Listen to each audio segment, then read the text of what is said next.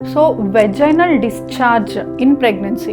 Vaginal discharge అనేది very much common in pregnancy because pregnancy hormones వలన vagina నుంచి కొంత అమౌంట్ ఆఫ్ డిశ్చార్జ్ వస్తుంది. అది to keep the vagina and uterus safe. So that discharge ఎలా ఉంటుంది అంటే కొంచెం మైల్డ్ గా, కలర్లెస్ గా, థిన్ గా, నార్మల్లీ కొంచెం ప్లెజెంట్ స్మెల్ తోటి దట్ వైట్ డిశ్చార్జ్ ఉంటుంది. సో ఆ డిశ్చార్జ్ ఇప్పుడు చెప్పినట్టు ఉన్న discharge is very much common ప్రెగ్నెన్సీలో. That is healthy discharge.